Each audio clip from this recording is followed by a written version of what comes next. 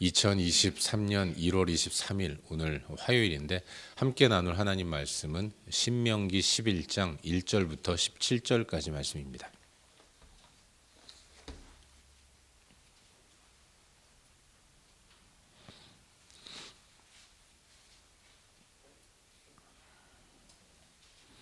신명기 11장 1절부터 17절까지 말씀입니다. 우리 한 목소리로 천천히 함께 읽도록 하겠습니다. 그런즉 내 하나님 여호와를 사랑하여 그가 주신 책무와 법도와 규례와 명령을 항상 지키라. 너희의 자녀는 알지도 못하고 보지도 못하였으나 너희가 오늘날 기억할 것은 너희 하나님 여호와의 교훈과 그의 위엄과 그의 강한 손과 펴신 팔과 애굽에서 그 왕 바로와 그 전국에 행하신 이적과 기사와 또 여호와께서 애굽 군대와 그 말과 그 병거에 행하신 일 곧 그들이 너희를 뒤쫓을 때에 항홍의 물로 그들을 덮어 멸하사 오늘까지 이른 것과 또 너희가 이곳에 이르기까지 광야에서 너희에게 행하신 일과 르우벤 자손 엘리압의 아들 다단과 아비람에게 하신 일 곧 땅이 입을 벌려서 그들과 그들의 가족과 그들의 장막과 그들을 따르는 온 이스라엘의 한가운데에서 모든 것을 삼키게 하신 일이라. 너희가 여호와께서 행하신 이 모든 큰 일을 너희의 눈으로 보았느니라. 그러므로 너희는 내가 오늘 너희에게 명하신 모든 명령을 지키라. 그리하면 너희가 강성할 것이요 너희가 건너가 차지할 땅에 들어가서 그것을 차지할 것이며 또 여호와께서 너희의 조상들에게 맹세하여 그들과 그들의 후손에게 주리라고 하신 땅 곧 젖과 꿀이 흐르는 땅에서 너희의 날이 장구하리라. 내가 들어가 차지하려는 땅은 내가 나온 애굽 땅과 같지 아니하니 거기에서는 너희가 파종한 후에 발로 물 대기를 채소밭에 댐과 같이 하였거니와 너희가 건너가서 차지할 땅은 산과 골짜기가 있어서 하늘에서 내리는 비를 흡수하는 땅이요 내 하나님 여호와께서 돌보아 주시는 땅이라. 연초부터 연말까지 내 하나님 여호와의 눈이 항상 내가 오늘 너희에게 명하는 내 명령을 너희가 만일 청종하고 너희의 하나님 여호와를 사랑하여 마음을 다하고 뜻을 다하여 섬기면 여호와께서 너희의 땅에 이른 비 늦은 비를 적당한 때에 내리시리니 너희가 곡식과 포도주와 기름을 얻을 것이요 또 가축을 위하여 들에 풀이 나게 하시리니 내가 먹고 배부를 것이라. 너희는 스스로 삼가라.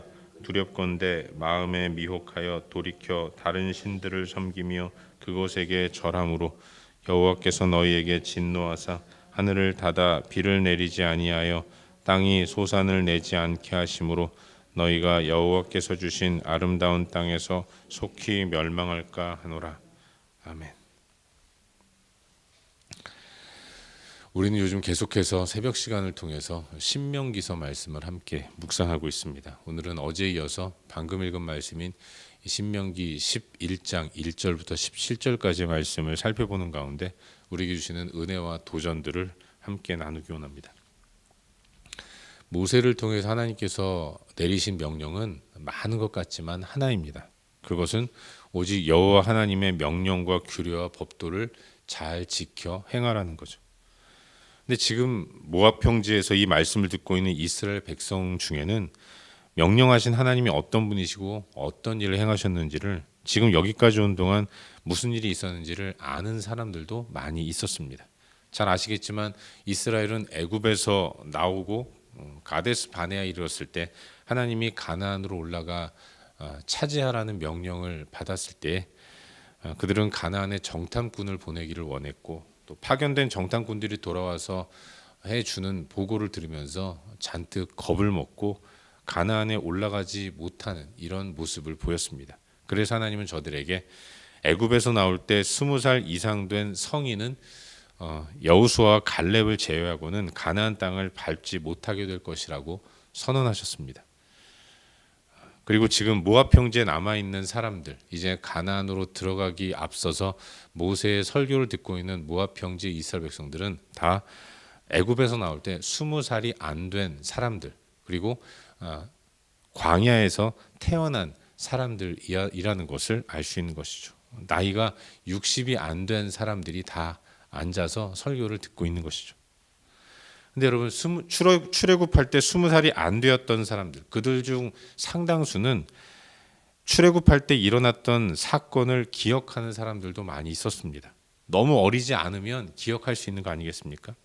하나님이 애굽에 내리신 10가지의 재앙, 그리고 홍해를 갈라서 홍해를 건넜던 기억, 이스라엘 백성들 모두가 홍해를 다 건너자 이제 뒤따라오던 애굽 군대가 홍해 물에 수장되었던 것들, 이 모든 것들을 지켜본 사람들도 많이 있었던 겁니다. 또한 광야에서 태어난 사람들도 자라는 동안 하나님이 구름 기둥과 불 기둥으로 어떻게 인도하셨는지를 다 경험했고 만나를 먹은 사람들이고 크고 작은 여러 가지 일들, 모든 것들을 기억하는 사람들이 다 앉아 있는 것입니다.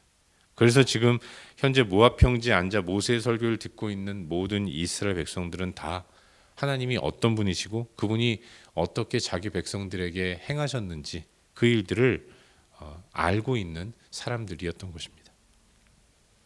하지만 이미 앞선 설교에서 모세가 경고했던 것처럼 사람이 등 따숩고 배부르면 망각의 특성을 발휘하는 것 아니겠습니까?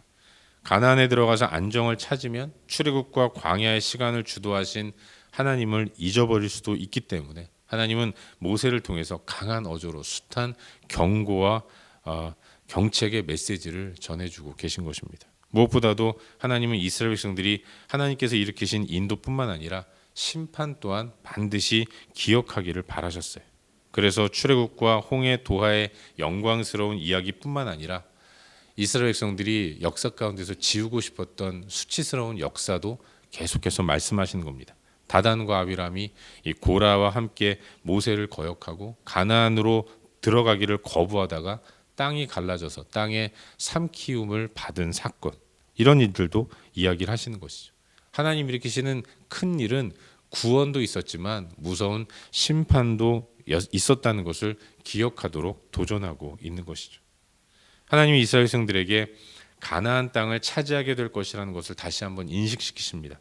그리고 그들이 차지하게 될 땅에 대해서 다시 한번 설명해 주고 계신 거예요. 분명 그들이 차지할 가나안은 애굽과 다른 땅입니다. 애굽에서는 농사를 위해 파종한 후에는 저장되어 있는 물을 퍼다가 대면 되는 땅이었습니다. 씨를 뿌리고 그리고 저장되어 있는 저수지의 물을 가져다가 그 땅에 부으면 그러면 씨가 뿌리를 내리고 또 위로 뻗어나서 열매를 맺는 것입니다. 하지만 가나안은 퍼다 부을 물이 항상 있는 그런 땅이 아니었던 거죠. 그곳은 산과 골짜기가 있어서 내리는 비가 땅에 흡수되는, 스며드는 땅이었다는 것입니다. 그러니 물을 모을 수가 없었던 거죠. 애굽이 내가 물을 퍼서 나를 수 있는 땅이었다면 가나안은 하나님이 물을 내려 주셔야 살 수 있는 그런 땅이었다는 것을 모세는 또 한 번 설명하고 있는 것입니다. 그러니 가나안에서 할 일은 하나님을 의지하는 것밖에는 없었다는 것입니다. 애굽에서는 열심히 저수지 만드는 일에 땀을 흘리면 되지만 가나안에서는 그저 엎드려 기도하는 것밖에는 없는 그런 땅이라는 것을 설명하고 있는 것이죠. 하나님은 다시 한번 경고하십니다. 가나안이 그와 같은 성격을 가진 땅이니만큼 하나님이 심판을 작정하시면 살아남을 수 있는 사람이 아무도 없다는 것을 기억하라고 말씀하세요. 하나님께서 진노하셔서 하늘의 문을 닫으시면 그러면 비가 내리지 않고 그들은 어떠한 소산물도 얻을 수 없게 되는 것입니다. 그러면 하나님께서 주신 아름다운 땅에서 속히 멸망하게 될 것이다. 이걸 유념하면서 하나님 잘 섬기는 삶을 살아야 한다는 것을 도전하고 있는 것이죠. 이것이 오늘 우리가 함께 보려고 하는 본문의 전반적인 내용입니다. 그리고 오늘도 이 말씀 가운데서 한 가지만 함께 살펴보는 가운데 우리의 기도 제목으로 삼고 함께 기도하기를 원하는데요.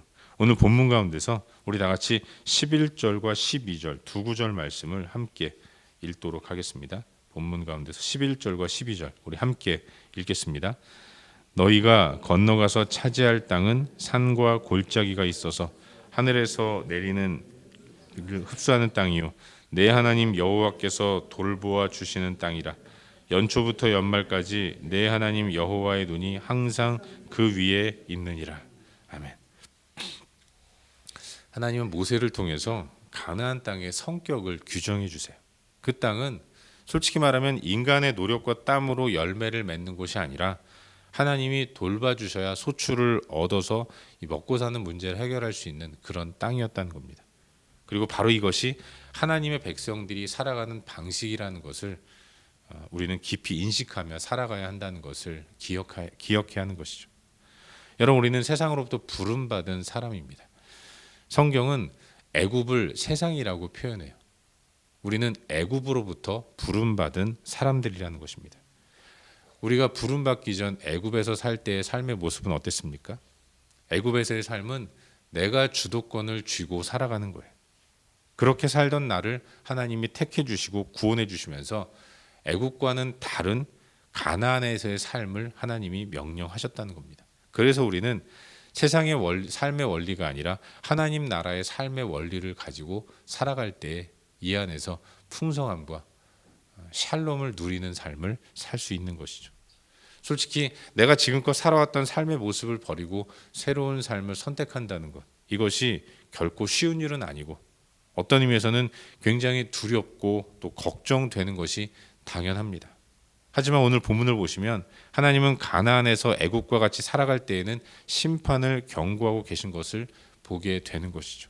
새로운 삶의 모습, 내 주도권을 내려놓고 하나님이 돌보아 주시는 것에 순종하며 살아가는 것이, 이렇게 지금까지 살아오지 않았던 삶을 다시 사는 것이 굉장히 어렵고 힘들고 잘 될까라는 의심도 들어서 걱정스럽고 힘든 일인 것은 사실이지만, 그렇다고 해서 이 모습을 포기한다면 어떤 일이 벌어지는가?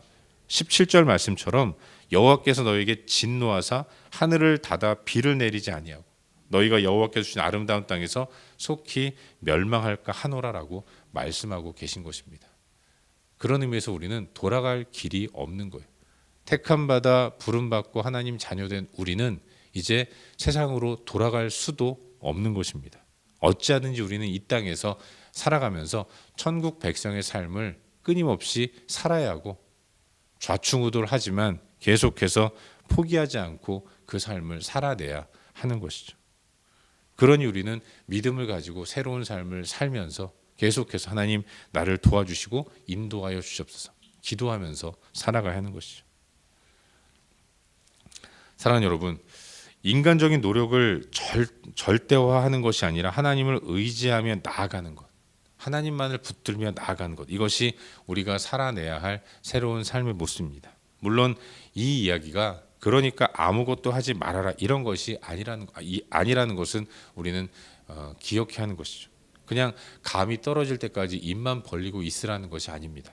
천국 백성의 삶의 모습은 아무것도 하지 않고 가만히 기다리는 삶이 아니라 늘 어떤 일을 할 때 계획 또한 기도를 통해서 하나님의 결정을 묻고, 그리고 하나님께서 하라 명하시는 일들을 열심히 해 나가는, 하나님은 말씀하시고 우리는 행하는 이런 순종의 삶이라는 것을 잊지 말고 살아가야 하는 것이죠. 저에게는 많은 동기들이 있습니다. 이름을 일일이 다 기억하지 못하는 동기들도 많이 있죠. 나이가 50대 중반이 되다 보니까 저희 동기들 가운데는 한국 교회에서 여러 가지 큰 일도 감당하는 목회자들도 여러 있습니다. 근데 처음 신학대학원에 입학했을 때 제가 보기에 참 재주도 많고 실력도 있는 그런 학생들이 많이 있더라고요. 어떤 사람은 저 사람은 목회를 하지 않아도 잘 살 수 있을 것 같은데 참 큰 마음을 먹고 헌신하며 결단해서 여기 왔구나, 이렇게 보이는 사람들도 있었습니다. 좋은 대학을 나오고 머리도 좋고 실력도 좋고 그런 사람들이 여럿 있었어요. 근데 여러분, 그런 사람들이 이제 학교를 다니면서 크고 작은 교회 교육전도사로 사역을 시작합니다. 학교를 졸업하고 강도사가 돼요. 그리고 대개의 경우는 부목사로서 담임 목사를 돕는 협력 목회를 합니다. 그러다가 어떤 분들은 좀 일찍 교회를 개척해서 담임 목사가 되는 경우도 있고, 어떤 사람들은 차근차근 시간을 보내다가 어떤 교회에 또 부름을 받아서 청빙 받아서 목회를 하는 사람들도 있어요. 근데 그런 우리들이 처음 신학교를 들어갈 때는 여러 차이를 보이는 그런 모습들을 보였는데, 실력이 좋고 그래서 저 사람은 여기 안 와도 잘 살 수 있었을 텐데 라고 생각되는 사람들, 그런가 하면 어떤 분들은 저 같은 사람은 목회가 아니면 할 것이 없는 이런 사람들도 있지 않았겠습니까? 근데 이렇게 한 학교 졸업하고 20, 30년 지나다 보니까 공이 나타나는 모습이 그토록 다른 길로 갈 수도 있었던 실력들이 다 사라졌다는 것입니다. 저희들은요, 목회 안 하면 못 사는 사람들이 됐어요. 우리가 뭘 할 수 있겠습니까? 나가서 장사를 제대로 할 수 있겠어요? 그렇다고 지금 와서 사업을 할 수 있겠습니까? 목회 아니면 할 게 없는 사람들이 되어버린 것입니다. 실력 없었던 저도, 머리가 너무 좋고 그야말로 스카이 대학을 졸업한 사람들도 지금 와서는 딴 거 할 거 없습니다. 목회만 할 수밖에 없는 것이죠. 어떤 의미에서는 이것이 하나님의 인도하심이라는 생각이 들어요. 세상 소망들 시간 지나면서 다 떨어져 나가게 만드십니다. 일찍 포기하고 딴 길로 갔으면 좋았을 텐데, 그땐 무슨 고집인지 그냥 눌러 앉아서 목회만 하는데, 나이 먹고 나를 돌아보니까 이제는 할 것도 없는 거 아니겠습니까? 그래서 오직 하나님만 붙들고 교회만 섬기는 사람으로 우리를 만들어 놓으신 거죠. 이것이 어떤 의미에서는 엄청나게 커다란 은혜라는 생각을 해보게 돼요. 순종 말고는 할 게 없도록 만드시는 하나님, 그분이 바로 우리가 믿고 우리가 따르는, 우리를 가나안의 삶으로 인도하신 하나님이라는 것을 기억하게 됩니다. 여전히 내가 이거 아니면 할 거 없을까 봐 하는 동기들 간혹 있습니다. 굉장히 사역이 괴로워요. 얼굴도 별로 안 좋습니다. 그러면 다른 데로 가면 될 텐데 가지도 못해요. 사랑하는 여러분, 하나님 우리를 인도하십니다.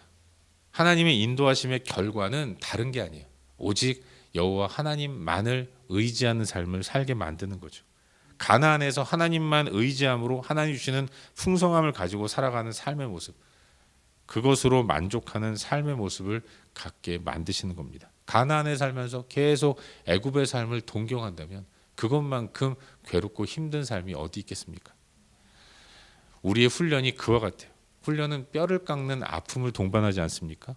그걸 통해서 멋진 실력을 갖추게 되는데, 하나님이 훈련을 통해서 우리에게 갖도록 만드시는 실력, 그건 하나님만을 절대적으로 의지하면서 갈등하지 않는 실력이라는 것을 우리는 기억해야 합니다. 매사에 기도로 행할 길을 정하고 기도하면서 모든 행동들을 가져가는 삶의 모습, 성령의 인도하심을 따라서 한 걸음 한 걸음 걸어가는 것, 그걸 잘하는 것이 영적으로 성숙한 사람이라는 것을 우리는 잊지 말아야 하는 것입니다.